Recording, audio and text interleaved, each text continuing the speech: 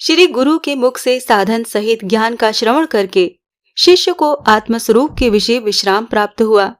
तिसका सुख 8 श्लोकों के करके वर्णन करते हैं। हे गुरु, आपसे तत्व ज्ञान रूप संडासी को लेकर अपने हृदय में से नाना प्रकार के संकल्प विकल्प रूप कांटे को दूर कर दिया है।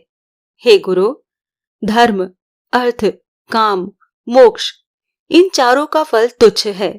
इस कारण तीन धर्मादि रूप कांटे को दूर करके आत्मस्वरूप के विषय स्थित को प्राप्त हुआ, जो मैं, इस वास्ते मेरे को द्वैत नहीं भासता है।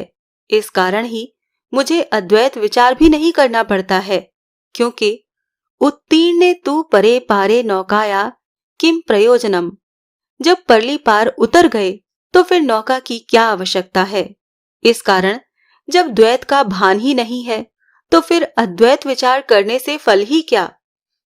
नित्य आत्मस्वरूप के विषय स्थित जो मैं, तिस मुझे भूतकाल कहाँ है, भविष्य कहाँ है, वर्तमान काल कहाँ है, देश कहाँ है तथा अन्य वस्तु कहाँ है। आत्मस्वरूप के विषय स्थित जो मैं, तिस मुझे आत्मा, अनात्मा, शुभ, अशुभ, चिंता और अचिंता ये नाना प्रकार के भेद नहीं भासते हैं।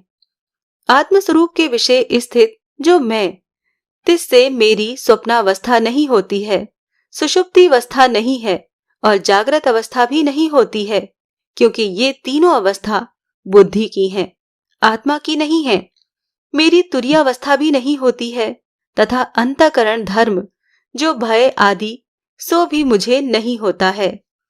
दूरपना, समीपपना, बाहरपना, भीतरपना, मोटापना और सूक्ष्मपना ये सब मेरे विषय नहीं है, क्योंकि मैं तो सर्वव्यापी आत्मस्वरूप में स्थित हूँ।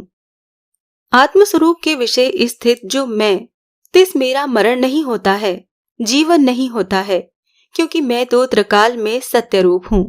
केवल आत्मा मात्र को देखने वाला जो मैं, तिस मुझे भू आदि लोकों की प्राप्ति नहीं होती है।